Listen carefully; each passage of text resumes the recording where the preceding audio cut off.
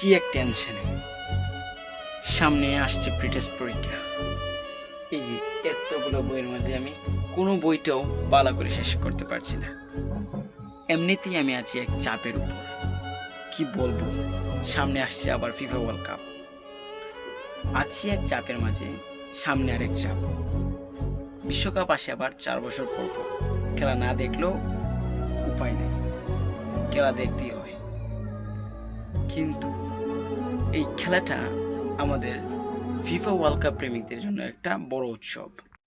FIFA world cup আর সামনে pretest পরীক্ষা, এই দুয়োটা আজ আমার সামনে। অনেকে বলে এই সময়ে খেলা দেখা মানে সময় নষ্ট, কিন্তু আমি নিজেকে বলছি আমি যন্ত্রণা। টানা পড়ার চাপে আমার মস্তিষ্ক ক্লান্ত হয়, তাই 2 ঘন্টা মন দিয়ে প্রিয় দলের খেলা দেখা আমার মস্তিষ্কের জন্য একটা রিকভারি সেশন।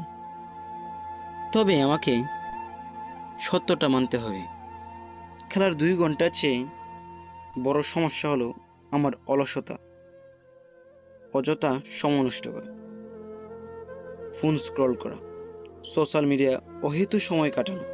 এই অভ্যেসগুলোই আমার আসল শত্রু।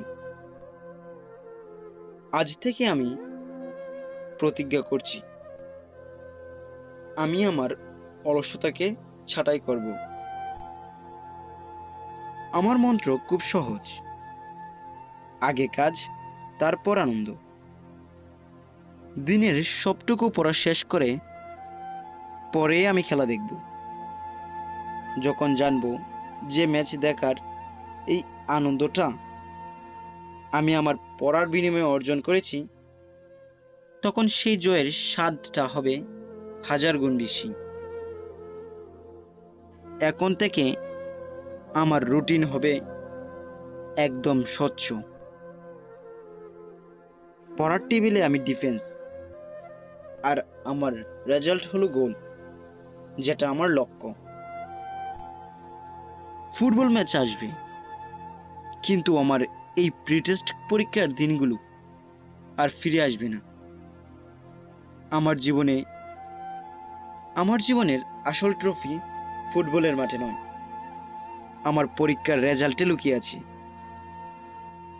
তাই আমি ফুটবল ছাড়ি না, বরং একজন স্মার্ট ছাত্র হিসেবে খেলা ও পড়া দুটোর মধ্যেই ব্যালেন্স করছি। এখনই আমি আমার রুটিনটা সাজিয়ে নিচ্ছি। কোনো ভয় নয়, কোনো অপরাধ বোধ নয়। আমি পারবো, আমি আমার জীবনের ক্যাপ্টেন। আজকের লক্ষ্যে পূরণ না হওয়া পর্যন্ত আমি টেবিল ছাড়ব না। মনে রাখবো, আমি নিজেকে বলছি, এই খেলা দেখা মানে সময় নষ্ট করে না।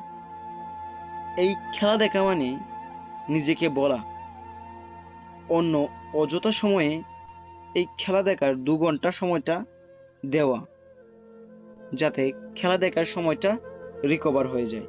আমিও চাই খেলাটা দেখতে, যেন খেলাটা মিস না হয়। কেই বা চাইবে খেলা মিস করতে? তো আমি এমনভাবে খেলা দেখব যেন আমার পড়াশোনার কোনো ডিস্টার্ব না হয়।